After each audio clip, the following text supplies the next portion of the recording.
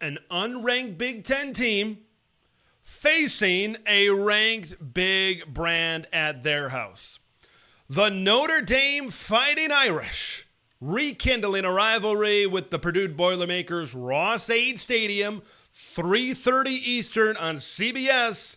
Purdue 10-point home dogs to their old rival from South Bend. You know, when I first start to really dive into this matchup, boy, Purdue's sitting back and they feel pretty good right now, don't they? Because Notre Dame is reeling a little bit. Okay, because in the beginning of the season, I talked about this particular matchup possibly having upset potential. Go look back. This was one of my Big Ten potential upsets before the season started, and I think I'm buying into it a little bit more now because the logic behind it was, first of all, from Purdue's standpoint, okay, you can roll the helmets out there, roll the ball out there, and you can beat Indiana State pretty handily. That's exactly what happened. And then you have a bye to get ready for Notre Dame, which basically means what? You can spend most of fall camp and the offseason getting ready for that Notre Dame game, right? That's the first really big test, the first really big scene of what we're going to see from this Purdue team this season.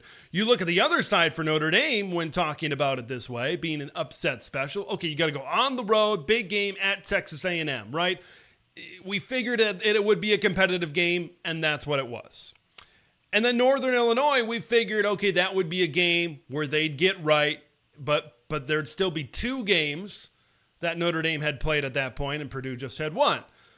But maybe this thing has gone to a different level because of Notre Dame's performance against Northern Illinois, right, where they weren't able to get a whole lot going offensively in that game, and they ended up losing in one of the biggest upsets in recent memory, another one for the Boneyard over there in DeKalb, Illinois. So because of all of that put together, Purdue is in a great position at home. You know the Ross-Ade Brigade is going to be lathered up for an in-state showdown in this particular matchup. It's got all the makings of an upset. But how is Notre Dame going to come out? Is Marcus Freeman going to get this team refocused, motivated, pissed off, playing Purdue the way things went last week? Or is this team still going to be reeling coming into West Lafayette, Indiana? All right, I want to talk about Notre Dame offensively. Riley Leonard is what I specifically want to talk about. I was never a big Riley Leonard guy. I did not have the platform, right? He was playing in the ACC, and now he's playing Notre Dame, playing a Big Ten team here. I'll be able to talk about Riley Leonard maybe another time a little bit later on during the season. We'll see if he's still the starting quarterback at that point. But I was never a big Riley Leonard guy. Of course, he was very mobile. His legs certainly offered something. But throwing the football down the field, I thought he was fine. I thought he was good. I never thought he was a great quarterback. I never really thought he was maybe on that step of elite. Will he become a Sam Hartman 2.0 when all is said and done? That still remains to be seen.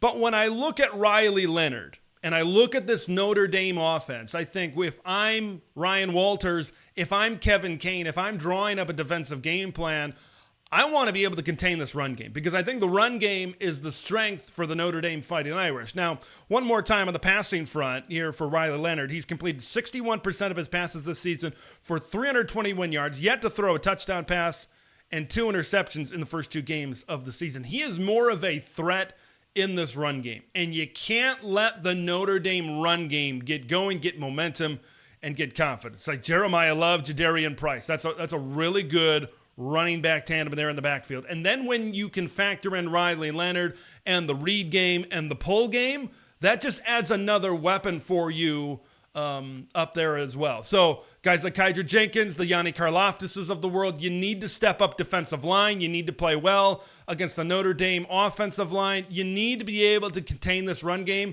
I think that's the big spot, specifically in the early downs. Specifically on first down and second down, because if they can run the football well in the early downs, it sets so much up for a third and short situation, which I really think plays into Notre Dame's offense, their pass game, and what they can do in their throw game and what maybe suits them best. I think where Purdue needs to get Notre Dame, they need to get them at a third and long. You get Notre Dame at a third and long, and that is out of their comfort zone. And that's, I think, when You can start bringing some pressure. That's, I think, when you can be aggressive in the secondary, led, of course, by Dylan Thieneman back there. When you can be aggressive back there and take chances to try to create turnovers. We've seen that happen so far this season. We saw it happen in against Northern Illinois, where there were some long passes intercepted in that particular game as well. So if they're able to slow down this Notre Dame run game, I think that's the first big key to Purdue having success in this matchup as well. I want to talk about this Northern Illinois game here for just a minute.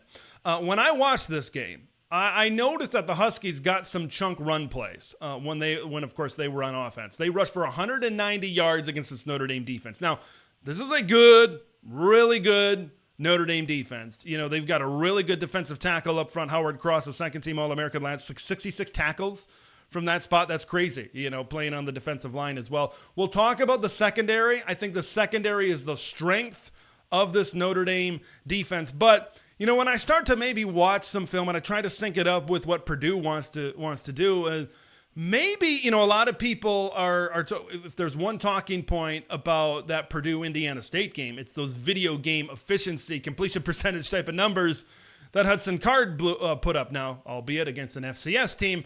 But maybe it's the other side of the offense that can really get going. What about Crazy Legs? What about Devin Mockabee? Because we talked about the chunk runs that NIU was able to get in this game. If Purdue can get chunk runs with Devin Mockabee is a guy, he's not the biggest, he's not the strongest guy, he's not the fastest guy in the world. But there's a reason they call him Crazy Legs. When he gets into the open field, right, he can make guys miss.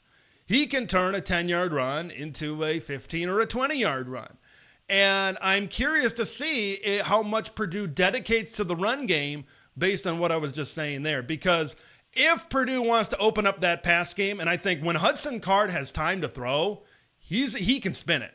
He's a good quarterback. And I think you want to open up the throw game a little bit. And I think the key to that, of course, is being able to run the football, get those chunk runs like NIU was able to get in this game. So when you talk about the pass game, of course, you need to protect Hudson Card. Look, all we really have to go off for Purdue this year is the spring game and game one against Indiana State. Now, I know that's not a lot to go off. We shouldn't put a ton of stock in those particular matchups, but the offensive line looks better. Remember, Hudson Card was just running for his life last year. There were some injuries up front for the Boilermakers, of course. So for goal number one in the pass game, gotta protect him. I think goal number two is, and I kind of saw them do this a lot against Indiana State, get it to your guys in space. I think, it seems like Purdue, no matter how much they turn over, it always seems like they at least have good wide receivers on this team. Of course, Jamal Edrin is a guy that they're going to get the ball to. Jerron Tibbs, saw him get involved in that Indiana State game. Delilon Morissette is another guy. I think there's a lot of depth in this wide receiver room. I think it's still TBD how good that this room can be, but I saw a lot of short concepts, a lot of screens, a lot of slants, that type of stuff. Get it to them in space and let them catch and run with the football. Like Notre Dame, I mentioned, has a really good defensive backfield. You look at Benjamin Morrison, Xavier Watts. I thought Jaden Osbury played a really good game as well against NIU. So I'm not sure how well they're going to do in some of these one-on-one matchups. I think Notre Dame does have an advantage there, but if they can get some of that short stuff, some of those crossing routes, maybe cross up that Notre Dame secondary a little bit, some misdirection, get it behind a linebacker, something like that, maybe that's how they can get it going, throwing the football down the field as well. I think there's an opening for Purdue in this game. I really do. I think it all depends on where Notre Dame is at mentally. If they're still reeling, I think Purdue can rekindle the Spoilermakers and pull the upset in West Lafayette. Thanks for watching Big Ten Ted, where it's all Big Ten all year long. Make sure to like the video to spread the word of Big Ten Ted to the masses, and subscribe to the channel for updates on Big Ten content that drops every day.